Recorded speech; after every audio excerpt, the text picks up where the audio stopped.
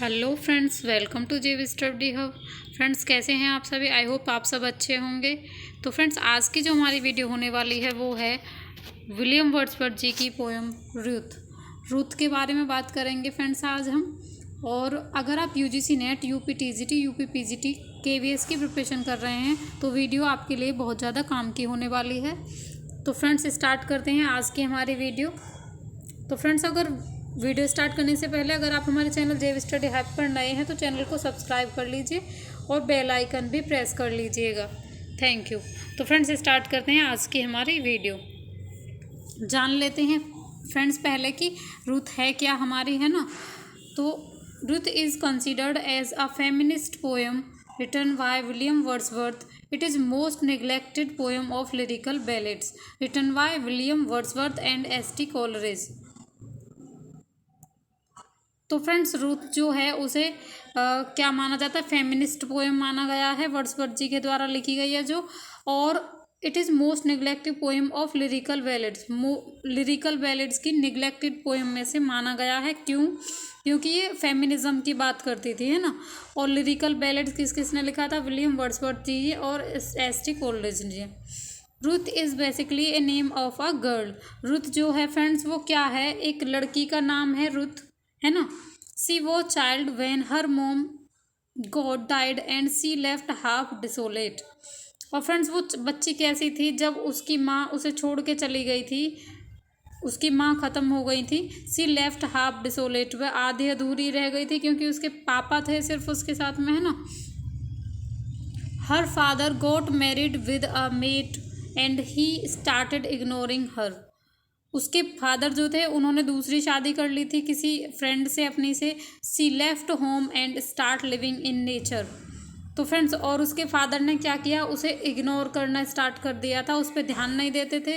तो उसने, लड़की ने क्या किया? रूथ ने, वो घर छोड़ देती है। She left home and start living in nature, और वो प्रकृति के साथ ही रहने लगती है, घर छोड़ के चली जाती है, ऐसे ही रहने लगती है। सी मेड नेचर हर कंपेनियन, और उसने नेचर को क्या बना लिया है फ्रेंड्स? उसने नेचर को अपना कंपेनियन बना लिया, साथी बना लिया है, दोस्त बना लिया है। Grew up to woman's height above is the most feminist line of this poem, which proves her struggle to become a woman by herself. Friends, ये लाइन है इसी पोएम की, grew up to woman's height. तो friend, जो बच्ची है वो कैसे, मतलब कैसे बड़ी होती है, कैसे स्ट्रगल करती है, वो सभी चीज़ें इसमें दिखाई गई हैं पोएम में। तो फेमिनिस्ट अप्रोच हैं, तो इस वजह से लोगों ने इसे निगलेक्ट किया था। ठीक है, वो लाइफ अपनी थ्रू आउट द लाइफ क्या करती है? स्ट्रगल करती है। बचपन में माँ नहीं रही और फिर आगे देखते हैं उसके साथ क्या होता है। ठीक है। Later on a soldier, a native English man, a good English speaker came, his name is not given through out the poem. She was impressed by his personality. She started loving him, while the soldier was informed of a chance to go back in his native land and live as a fisherman and hunter instead of serving others. Friends, क्या होता है? वो जब घर छोड़ के चली जाती है, later on a soldier, a native English man and English good English speaker. तो फ्रेंड्स, क्या होता है? उसकी लाइफ में कौन आता है? एक जो अमेरिकन है ना। तो वो मिलता है उसे, and his name is not given through out the poem. बहुत अच्छी इंग्लिश बोलता है वो, है ना। और उसका नाम इस वर्क में कहीं भी नहीं दिया गया, पूरी पोएम में नहीं दिया गया। She was impressed by his personality, और वो लड़की जो उसकी पर्सनैलिटी से इम्प्रेस हो जाती है। सी स्टार्ट लविंग हिम, और उसे प्रेम करना स्टार्ट कर देती है। While the soldier was in found of chance to get back, वो वापस जाना चाहता था अपने देश में, अपने कंट्री में, and live as a fisherman और hunter instead of serving others. और वो एक फिशरमैन, एक मछली पकड़ने वाला और शिकारी बन के रह जाता है यहाँ पे, है ना। But she got married with him, और वो शादी कर लेती है उससे। दे स्टार्टेड लिविंग टुगेदर, उन्होंने साथ साथ रहना स्टार्ट कर दिया। Later they decide to go to the seashore for picnic. तो फ्रेंड्स, वो बाद में क्या सोचते हैं कि चलो एक दिन पिकनिक पे चला जाए। पिकनिक भी कहाँ मनाने जाना है? सी सी शोर मतलब कि समुद्र के तट पर हम पिकनिक मनाने चलेंगे। वेयर हर हस्बैंड जो सोल्जर था runs away leaves her alone, और फिर वो लड़का क्या करता है, जो उसका हस्बैंड है वो सोल्जर उसे छोड़ करके चला जाता है, वो फिर से अकेली पड़ जाती है। Now she is locked for 3 season. 3 season is a symbol of means that she is pregnant now and for next 9 month she is in tension about her coming child. अब फ्रेंड्स क्या किया गया है यहाँ पे, she is locked for 3 season. 3 season in the sense कि वो pregnant है, और वो जो आने वाले 9 महीने हैं उनके लिए वो क्या हो गई है, एक तरह से कैद हो गई है, उनमें वो कुछ भी नहीं कर पाएगी, है ना।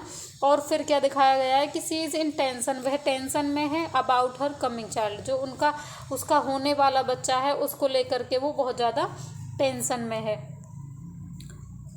Here she blames that men they destroy her life, even they cut off her relation with nature। तो फ्रेंड्स वो ब्लेम्स करती है, मतलब कि दोष मरती है किसके मत्थे, दे डेस्ट्रॉयड हर लाइफ। एक तो उसके फादर थे, है ना, उसने भी उसकी ज़िंदगी ख़राब कर दी, है ना। और उसका जो जिससे उसने शादी की थी, जो अमेरिकन एक स्पीकर था, है ना, तो वो उसे भी बोलती है कि मतलब उसने भी मेरी ज़िंदगी ख़राब कर दी। Now she has to care about her child, और वह अब क्या करने लगती है, अपने बच्चे की केयर करती है, परवाह करती है, which is inside her valley, जो कि आने वाला बच्चा है उसके बारे में सोचती है और उसकी वो फिक्र करती है। At the end narrator tells readers that now after facing a lot of hurdles she is ready to face death. She is ready for all those customs there are used to perform on funeral। तो friends अब देखो उसकी condition क्या हो गई है। At the end narrator tells readers, और narrator जो है वो क्या बता रहा है कि now after facing a lot of hurdles, उसने बहुत सारी परेशानियों को झेल लिया है, बहुत सारी मुसीबतों को झेला है, और अब वह she is ready to face death, यहाँ तक कि वो अपनी मृत्यु का भी सामना करने के लिए तैयार हो गई है, ठीक है। और अपने बोलता है कि मतलब अपने फनरल की, मतलब कि अपने जो उसका अंतिम संस्कार होना है उसकी भी तैयारी उसने कर ली है, कि अब तो मतलब मुझे यहाँ से जाना ही है, बस अपने बच्चे की वजह से रुकी हुई है। Why this poem was neglected by readers of that time. तो फ्रेंड्स ये क्वेश्चन है कि क्यों निगलेक्ट किया गया था, रीडर्स ने क्यों निगलेक्ट किया था उसे, इस पोएम को क्यों इग्नोर करते हैं। Women were not given right in past, even they were not given importance, okay, they were treated as a slave। when William Wordsworth wrote that poem, that was a true depiction of women of the society। readers think it is a blunder and they take it as wastage of time। तो friends यहाँ पे क्या क्या है, इसका answer क्या हो जाएगा कि जो औरतें थी ना, women were not given rights, उनको अधिकार प्राप्त नहीं थे जिस टाइम पे पोएम लिखी गई है ना। तो फ्रेंड्स 18th सेंचुरी में, and they were not given importance, और उन्हें कोई इम्पोर्टेंस नहीं दी जाती, कोई इम्पोर्टेंस नहीं था, उनका कोई महत्व नहीं था। They were treated as a slave, और उन्हें एक दास की तरह, नौकर की तरह ट्रीट किया जाता है। When William Wordsworth drop that poem, जब ये पोएम लिखते हैं, ये औरतों की ट्रू डिपिक्शन, मतलब कि जो सच्चाई है उसका चित्रण किया था उन्होंने इस पोएम में, है ना। Reader thinks it is a blunder, और जो रीडर्स हैं उनको क्या लग रहा है कि ये तो ब्लंडर है, बहुत बड़ी मिस्टेक कर दी इन्होंने वर्ड्सवर्थ जी ने, और वो इसे इग्नोर करते हैं, इस वर्क को इग्नोर करते हैं। Take it as a wastage of time, और क्या कहते हैं कि ये तो इसे पढ़ना तो बेवकूफ़ी होगा, टाइम वेस्ट करना है, इसमें कुछ है भी थोड़ी ना पोएम में, क्योंकि वो रियलिटी दिखा रही है महिलाओं की, है ना। अब बात कर लेते हैं important themes of the poem. What are the important themes of poem at this time is true depiction of women's character in 18th century। Its theme are related to women। Themes which can easily found in this poem are themes of loneliness। Ruth was left half desolate after her mother death and her father started ignoring her. Later she left home and start living in jungle। she start living alone and also when soldier leaves her she again left again। तो friends यहाँ पे क्या दिखाएगी, डिसोलेशन की वो जो theme है क्या है, एक तो true depiction of women's character है कि जो औरतों की जो स्थिति थी उस टाइम पे, उन्होंने महिलाओं की स्थिति को उजागर किया है, ठीक है, जिस टाइम पे ये पोएम लिखी गई है। Its theme are related to women, और जो थीम है वो महिलाओं से संबंधित हैं। Which can easily found in this poem. Themes are loneliness. तो फ्रेंड्स थीम क्या है? लोनलीनेस की है, अकेलेपन की है ना। Ruth was left half desolated after her mother, और जब उसकी माँ मर गई थी तो तब भी उसे अकेले रहना पड़ा था, क्योंकि उसके पापा ने क्या किया था? इग्नोर कर दिया था। और जब वह घर छोड़ के जाती है, फिर से जंगल में अकेली रहती है, फिर उसने क्या होता है, फिर जो सोल्जर आता है वो उसके साथ रहता है, लेकिन फिर भी उसे वो अकेली छोड़ करके चला जाता। तो कुल मिला करके वो थ्रू आउट द लाइफ क्या रही है? लोनली रही है, अकेली रही है ना। Theme of dependent. तो फ्रेंड्स इंडिपेंडेंट की बात होगी यहाँ पे कि थीम ऑफ डिपेंडेंट को महिलाओं को दूसरों पर वो दिखाया गया है, निर्भर, है ना। अ वीमेन शुड बी इंडिपेंडेंट। यहाँ पे क्या आना चाहिए? Independent in taking her decisions. और महिलाएं क्या होनी चाहिए फ्रेंड्स? वो इंडिपेंडेंट होनी चाहिए, डिपेंड नहीं होनी चाहिए किसी पर, है ना, अपने डिसीजन खुद ले सकें। A women should be given importance. और महिलाओं को क्या होना चाहिए? महिलाओं को फ्रेंड्स महिलाओं को इम्पोर्टेंस भी दी जानी चाहिए फ्रेंड्स। और जो उनके राइट्स हैं, women should be given rights, उन्हें अधिकार भी दिए जाने चाहिए सोसाइटी में, समाज में। And a women should have opportunity to make her decision. और फ्रेंड क्या होना चाहिए कि एक महिला जो है उसे अवसर दिया जाना चाहिए, उसके जो खुद के डिसीजन हैं वो उन पे काम कर सके, अपने खुद के डिसीजन अपने लिए खुद ले सके। महिलाओं की इम्पोर्टेंस होनी चाहिए, राइट्स होने चाहिए उन्हें, और अपॉर्चुनिटी भी दी जानी चाहिए जिससे वो अपने डिसीजंस खुद ले सकें। तो फ्रेंड्स कितनी अच्छी पोएम लिखी है वर्ड्सवर्थ जी ने। फिर बात कर लेते हैं इसकी राइटिंग स्टाइल की, है ना। This poem was written in third person narrator. Third person narration में लिखी गई है। Nature imagery is also use in this poem. Imagery का भी यूज किया। We can also find different poetic device in this poem. Friends metaphor का use हुआ है, एलिट्रेशन का भी, और सेटायर का भी यूज हुआ है। This poem was written in rhyming scheme. Rhyming scheme में लिखी गई है। Significant of the title. अब टाइटल की बात कर लेते हैं फ्रेंड्स। तो टाइटल की बात करते हैं तो फ्रेंड्स टाइटल की बात करें तो the word Ruth is self have different meanings like pity, sorrow, grief, calamity and companion, and it also related to one of the story in old testament.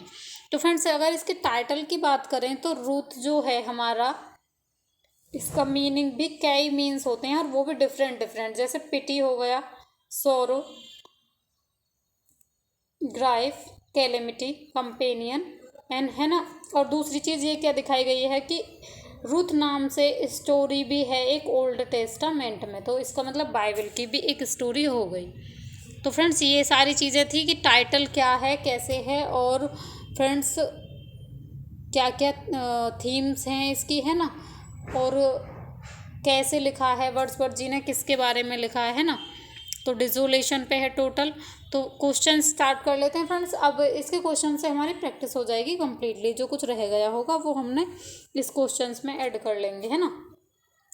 तो पहला क्वेश्चन है हमारा, हु रोट रूथ पोएम। तो friends Ruth poem किसने लिखी थी? Wordsworth, Milton, Shakespeare. तो friends ये किसने लिखी है? रूथ पोएम जो है हमारी वो है वर्ड्सवर्थ जी के द्वारा लिखी गई है, ठीक है, विलियम वर्ड्सवर्थ जी के द्वारा लिखी गई है।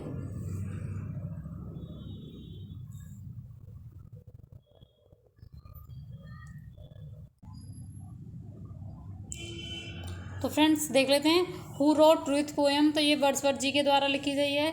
तो फ्रेंड्स अब चलते हैं दूसरे क्वेश्चन पे। Now come to the next question. Next question is Wordsworth has written a poem Ruth, who has written a novel under this title.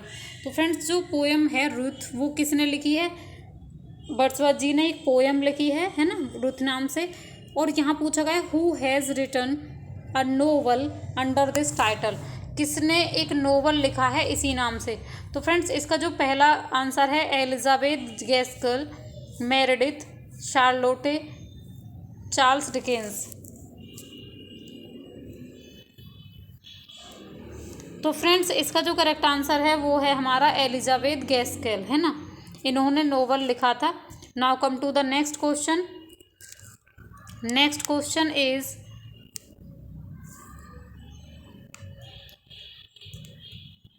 The poem why William Wordsworth is one of the most neglected poem in 1800 edition of lyrical ballads. कौन सी poem है जो Wordsworth जी के द्वारा लिखी गई है और उसे क्या माना गया, मोस्ट निग्लेक्टेड पोएम माना गया है 1800 के एडिशन में लिरिकल बैलेड्स के में? तो इंटीमेशन ऑफ इमोर्टलिटी है, या रूथ है, या फिर लीच गैदरर है, या फिर हमारा प्रीलूड है? तो फ्रेंड्स इसका जो करेक्ट आंसर होगा वो क्या है, हमने अभी पढ़ा था कि मोस्ट निग्लेक्टेड पोएम्स में से आती है ये रूथ हमारी, क्योंकि ये फेमिनिज्म की बात कर रही थी, है ना, तो इन्होंने फेमिनिस्ट अप्रोच को यहाँ पे अप्लाई कर दिया, इस वजह से लोग इनके खिलाफ थे, इस पोएम को मतलब निग्लेक्ट किया है। Now come to the next question. Next question is a slighted child at her own will went wandering over dale and hill, these lines are taken from. ये फ्रेंड्स जो लाइन्स हैं ये कहाँ से ली गई हैं ये पूछा गया है। तो फ्रेंड्स रूथ से, लिसिडस से, लॉर्ड मियाँ से, या फिर लूसी से? तो फ्रेंड्स इसका जो करेक्ट आंसर है वो है हमारा ये रूथ की लाइन है friends, a slighted child at her own will.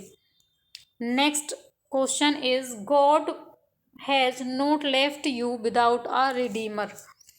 God has not left you without a redeemer, these lines are from. किसकी लाइन है ये? एंड इवनिंग वॉक की हैं, लीच गैदरर की हैं, टिंटन अवे की हैं, या फिर रूथ की हैं? तो फ्रेंड्स इसका जो करेक्ट आंसर है वो है हमारा option number D is correct here, Ruth. Now come to the next question. A sylvan huntress at my side and drive the flying deer, these lines are taken from which poem?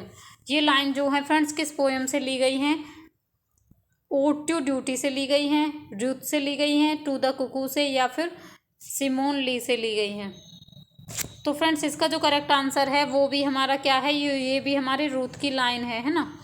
Now come to the next question. Next question is the alternative title of Ruth is.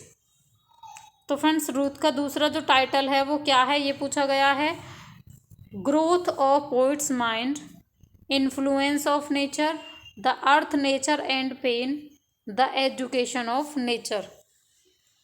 तो friends बताइए क्या होगा इसका answer.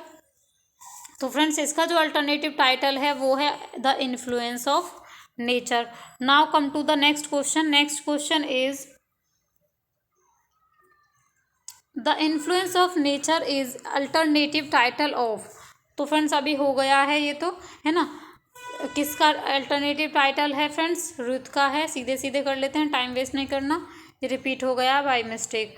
Now come to the next question. It was written in year, ये किस साल में लिखा गया था, किस ईयर में लिखा गया था? 1800 में, 1799 में, 1802 में, 1807 में।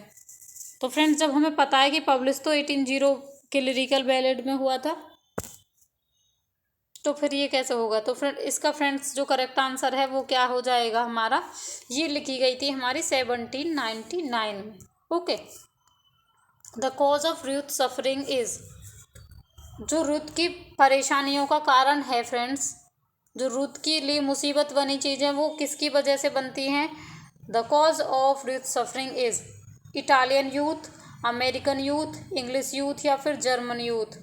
तो फ्रेंड्स इसका जो करेक्ट आंसर होगा वो क्या हो जाएगा? एक अमेरिकन यूथ था, ठीक है, जिसने उसकी लाइफ बर्बाद कर दी थी, उसे अकेला छोड़ के चला गया था। Now come to the next question. Next question is Ruth's mother was died when she was. Ruth की जो मदर है वो कब एक्सपायर हो गई थी? जब वह थी 8 years old, 9 years old, 10 years old, 7 years old. तो वह कितने साल की थी फ्रेंड्स उस टाइम पे जब उसकी माँ एक्सपायर हो गई थी? तो इसका जो करेक्ट आंसर है वो है 7 years ओल्ड। 7 साल की थी, सॉरी गाइज, वो 7 साल की थी सिर्फ। Next question is Ruth take shelter on dash dash dash river of bank.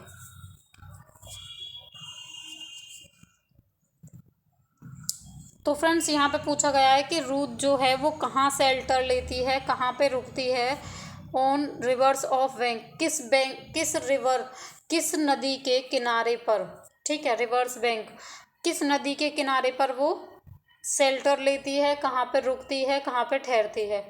Tone river, Nun river, Thames river, चौबे रिवर। तो फ्रेंड्स इसका जो करेक्ट आंसर है वो है टोन रिवर थी, जिसके पास में वो रुकी थी, रहती थी, ठीक है। तो option number A is correct हो जाएगा यहाँ पे। Now come to the next question.